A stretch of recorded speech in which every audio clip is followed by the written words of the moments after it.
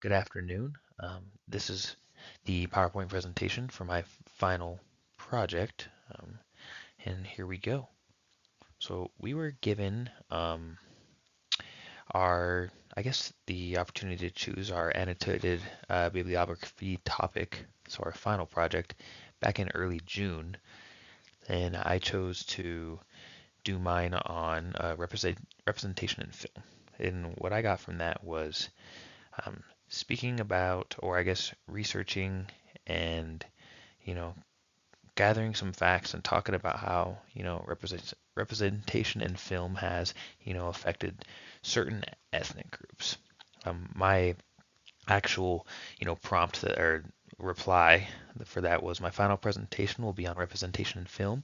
I know that films can be very educational, or it can be a very educational way to learn about race and history.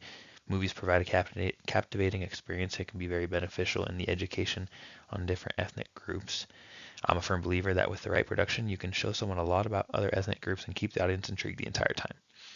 And I talked about a movie called Apocalypto. It's like a very early Mayan Aztec show. Just kind of shows you, gives you a brief look into, I would say Mayan history, just without, giving away any spoilers. Um, and so with that being said, I chose a few different films to kind of talk about and, representation of different ethnic cultures in film. So here we go. Representation of diverse ethnic cultures in film, identity, empowerment, and social reflection. So we're going to highlight portrayal of Mexican American identity in cinema. We'll talk about gang culture and social dynamics in Blood In, Blood Out, Afrofuturism and empowerment in the Black Panther, and then we'll also talk about broader trends and implications of ethnic representation in film. So the first one we're going to talk about portrayal of Mexican American identity in cinema. And I wanted to hit on this movie. This is the movie's called Selena. It's about the famous singer. This movie was filmed by Jennifer Lopez. Not my favorite actress, but I think she did a really good job in this movie. I'm just not very fond of any of her movies since this movie. Um, it says in the slide, Selena highlights Mexican American culture heritage through music and storytelling, emphasizing pride and identity. So, like a big thing that I really like, about the movie Selena, and it really kind of goes into a bit big about how like close Mexican families are. Just from her, you know, the relationship she has with her father, and the rest of her family. Throughout the movie, the relationships are changing and growing, and you can just see how close the family is, right? Really shows you a lot about, Selena's struggle with, her Mexican and American heritage and how to, make the best out of both of her heritages, right? And my favorite quote from this movie is one of my favorite quotes of all time. And it's from Selena's dad, Abraham. And he says, "We got to be more Mexican than the Mexicans and more American than the Americans, both at the same time." It's exhausting. And that quote speaks a lot to me, especially with I lived in El Paso for almost 7 years. And so if anyone doesn't know, El Paso is a border town, in Texas, that borders Chihuahua, Mexico. And you have a ton of people who come over the border, that come to El Paso from Chihuahua just to shop or run errands or work, right? And my wife, who's Mexican, had told me stories, where there's Mexicans that come over, the border. They treat Mexicans, from the United States differently. Um, like you're not as Mexican as us, like you're American. Like right, there's just almost this little feud. It's kind of mind-boggling to think about, like why why there's even this feud or this debate on who's the more Mexican than who, and or who's more American than than the other person, right? It seems silly, but that this movie really shows, like the quote says, you got to be more Mexican than the Mexicans and more American than the Americans. Talks about Selena explores the fusion of Mexican and American cultures, reflecting rich hybrid culture identity. It really just shows how big, music is in Mexican culture. And, Selena too at the time, there weren't a ton of huge, Latina singers. It was, all men in this, Tejano, like Tex-Mex kind of culture. Um, so I really do think Selena is one of the better movies, you know, uh, when it comes to showing Mexican American culture.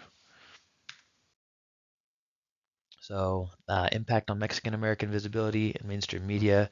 That the photos from the movie La Bamba. If you haven't seen that, that's another good one. Just kind of music, and it kind of almost seems like there's a little pattern here. Like, and I think that music brings people together. No matter where you're from. Um, but in the slide, talks about cinema has significantly increased the visibility of Mexican American stories in mainstream media. I think, media, the internet, with even with how big the internet is now to this day, it's been huge for just representation of Mexicans in film.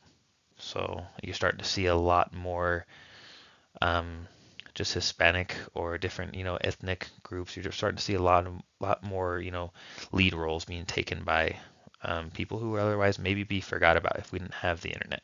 Right? So representation in films contributes to cultural pride and strengthens community identity. Movies help promote social dialogue and greater awareness about Mexican American experiences. So Selena, La Bamba, and the next one I'm going to talk about, this, Blood In, Blood Out, right? And this is kind of transitioning into gang culture and social dynamics in this movie. This movie's, awesome because it really just show you a lot about family, a lot about gangs, and a lot about what, young Hispanics, Mexicans, we like can just say Mexicans for this point, we border Mexico, but there are tons of different Hispanics, in our country, especially Utah.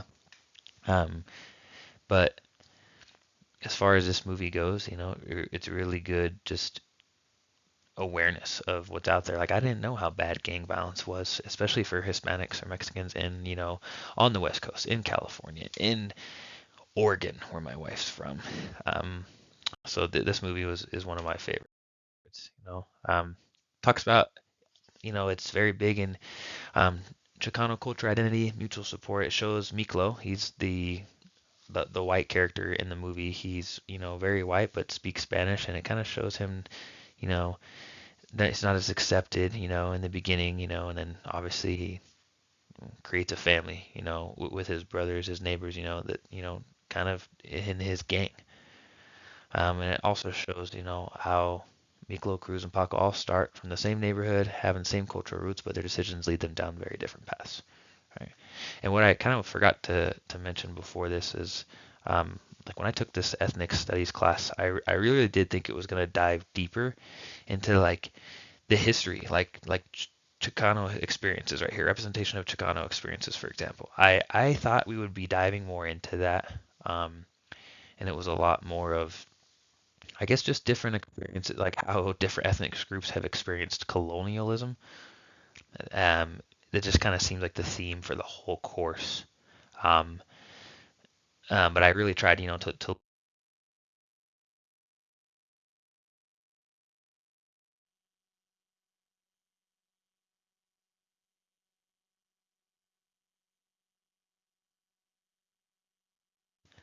let me just make sure this is still working. I think my microphone failed for just a second there. Um, but yeah, just kind of wanted to, like, I really thought we would go deeper into, you know, I guess you could even like this slide, for example, like the community, like how maybe African Americans, like how their communities were, how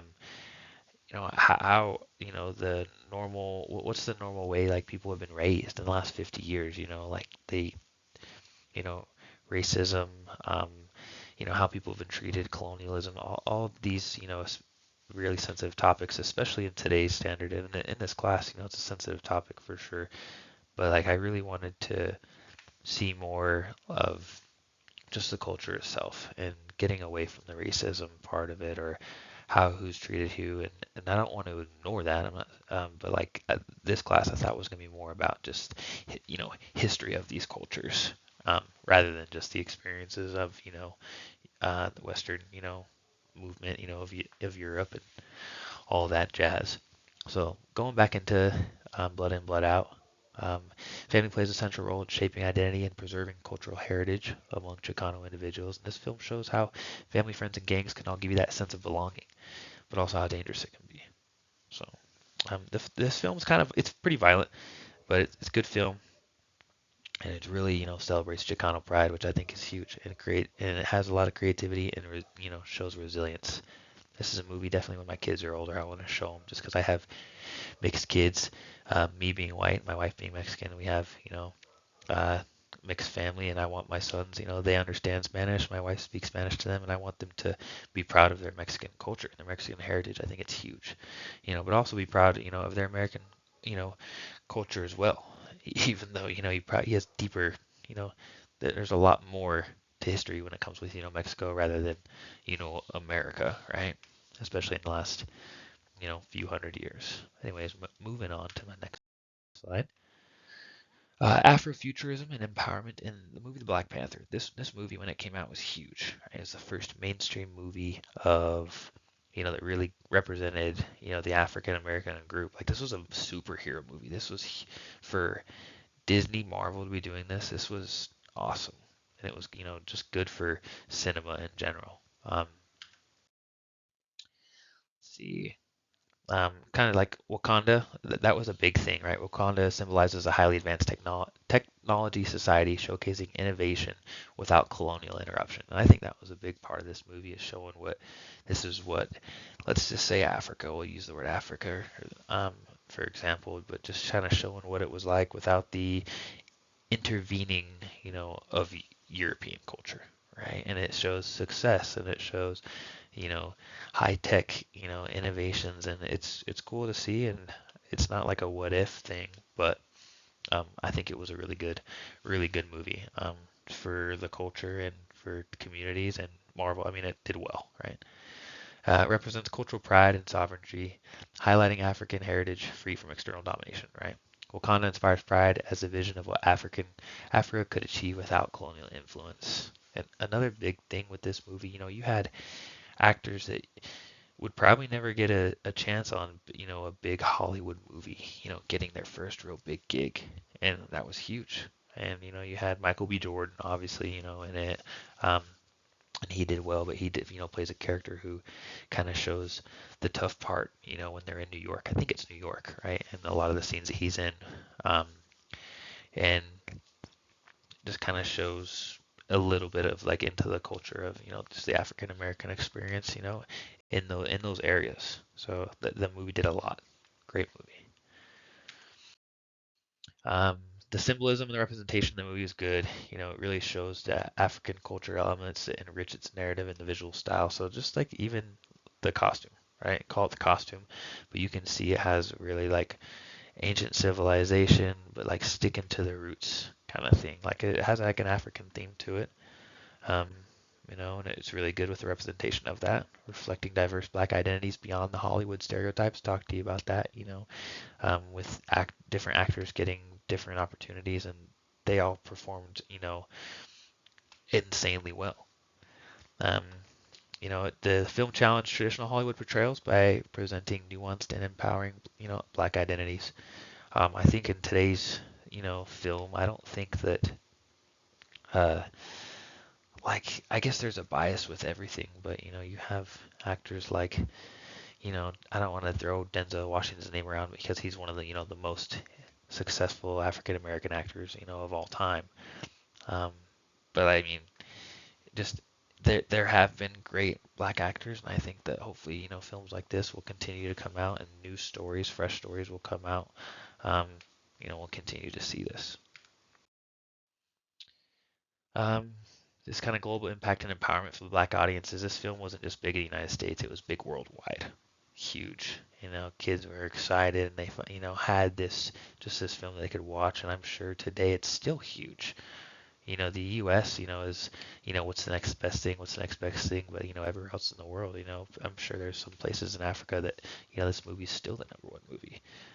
Um, Let's go with the next part of it. Influence identity politics by highlighting diverse black experiences and fostering political awareness. There is definitely some awareness to the movie.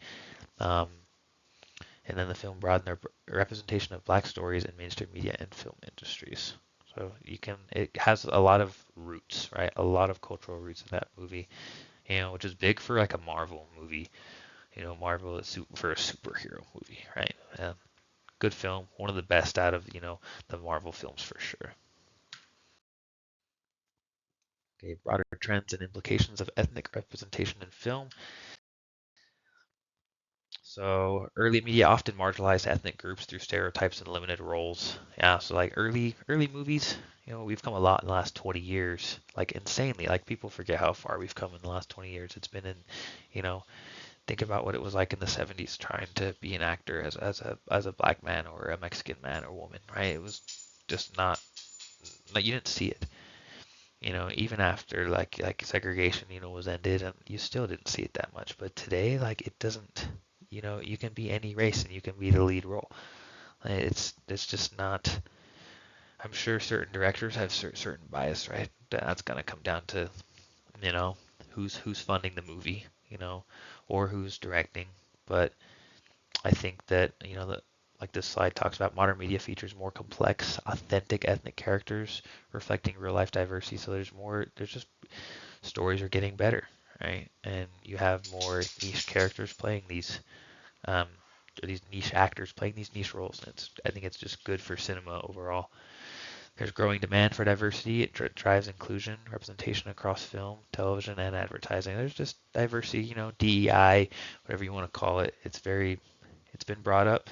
I think the country's people have heard and understand, you know, what's going on as far as, they want to see more ethnic diversity in films. I completely get it. I would rather see more actors that we've never seen before than all of our, mainstream Hollywood actors. Let's not see any more movies with those people and give other people a chance.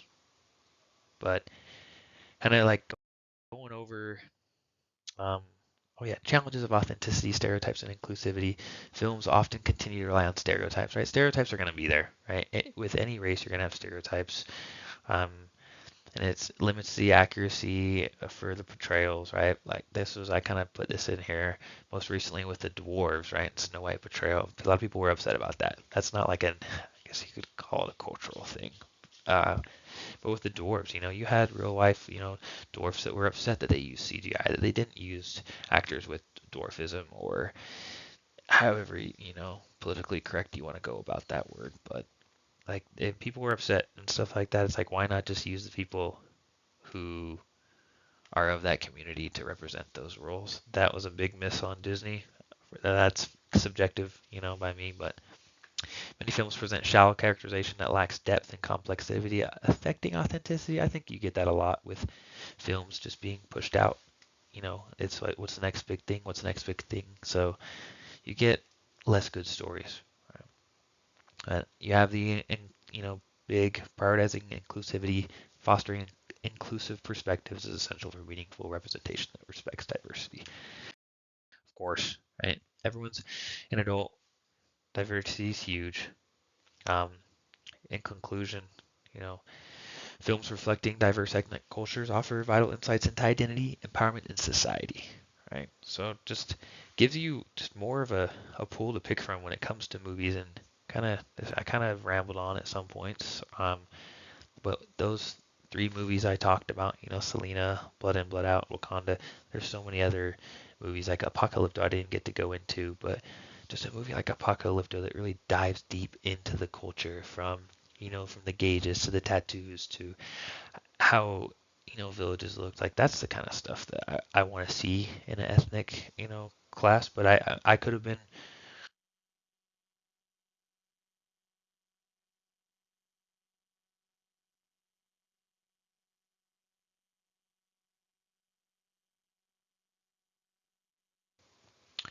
Okay, I think we're back.